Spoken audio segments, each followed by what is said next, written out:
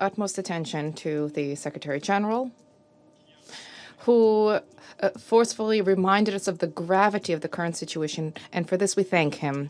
I thank the Undersecretary General for Political and Peacebuilding Affairs, Madame Di Carlo, as well as the Director General of the IAEA, Mr. Rafael Grossi, for their briefings, which provide us with an assessment of and provides with an overview of the justification for today's meeting. Israeli strikes against Iran have been ongoing for a week. Civilian casualties are multiplying on both sides. Yesterday, one of the largest Israeli hospitals was struck by an Iranian missile. Israeli strikes have also targeted civilian infrastructure that is unrelated to the Iranian nuclear and ballistic program, and information that has been relayed by the Director General of the IAEA vis-a-vis the radiological situation of certain sites is on everybody's minds. There is a need to urgently end these military operations. They harbor grave threats to regional peace and security. France calls for restraint and de-escalation. Civilian lives need to be shielded, and there's a need to re-embark upon the path of diplomacy. Mr. Secretary General stressed that at the heart of this matter lies the nuclear matter. France's position is clear.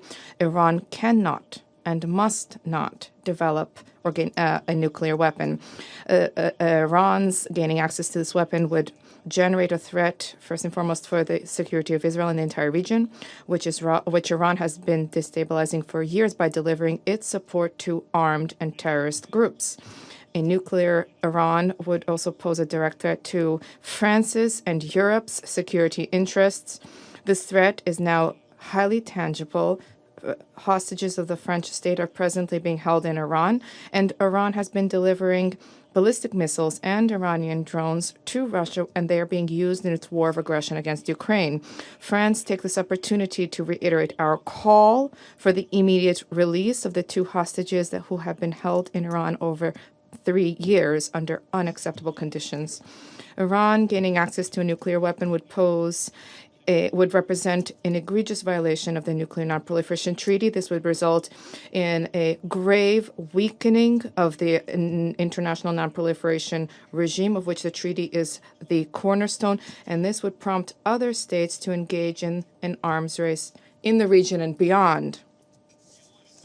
And yet Iran has opted to engage in a dangerous escalation of its nuclear program, despite calls for it to respect its international commitments. Iran has accumulated a uranium stockpile that largely exceeds the limitations set under the 2015 agreement.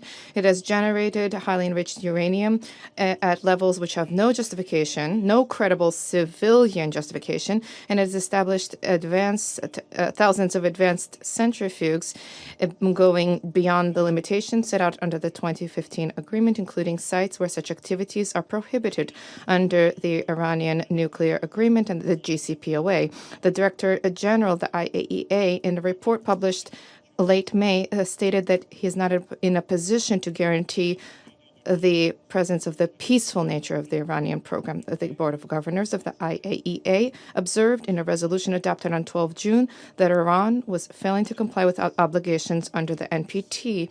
We are grateful to the IAEA for its unstinting efforts shouldering its oversight and inspection activities despite Iran's obstruction. We respect the ethic of impartiality, independence, and rigorous respect for treaties and their mandate, which the IAEA once again has demonstrated. The goal of the Council needs to be for Iran to resume cooperation with the IAEA, to revert back to compliance with international obligations. A decision by Iran to withdraw from the NPT would be an unprecedented escalation. However, our responsibility vis-a-vis the suffering civilian populations, our commitment to international law, and the memory of the recent crisis in the Middle East requires to act. There can be no military solution to the Iranian nuclear matter. It is through negotiations that a lasting response needs to be sought to the threat of proliferation posed by Iran's nuclear program. This is France's steadfast position alongside our British and German partners. This is the approach which resulted in the adoption of the 2015 Vienna Agreement, whose implementation we have always supported despite the U.S.'s withdrawal in 2018 and despite the cessation of compliance by Iran in 2019. The Europeans of the E3 reverted in 2020 to the dispute settlement mechanism stipulated under the agreement and undertook tireless diplomatic efforts to that end. In 2021, 2022, Iran was proposed a revised agreement that would facilitate the return of the U.S. to the agreement, and Iran would see its full implementation. Iran did not take these opportunities.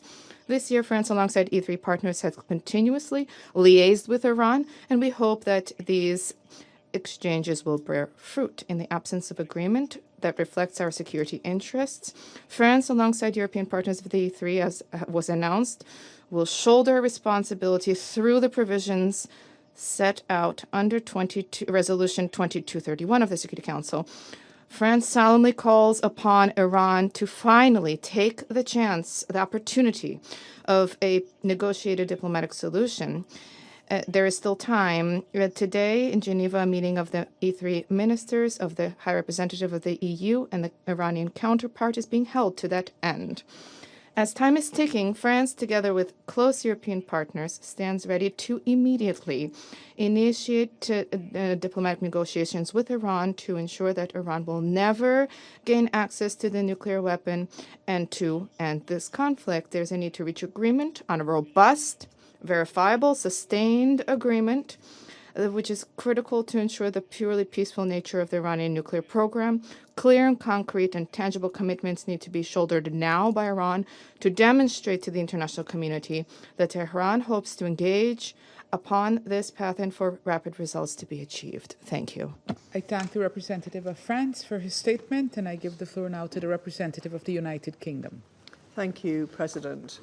And I start by thanking the Secretary-General, Under Secretary-General De Carlo, and Director General Grossi for your clear and sober briefings. The UK reiterates its full support for the vital work of the IAEA.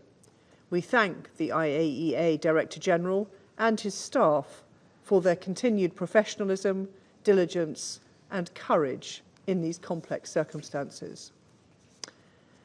President, first, the United Kingdom is deeply concerned by the sharp escalation we've witnessed between Israel and Iran over the past week. This is a dangerous moment for the entire region, and further escalation is in no one's interest. Civilians must never be targeted, and we deplore the loss of civilian life and offer our condolences. All parties must protect civilians and civilian infrastructure in line with international humanitarian law.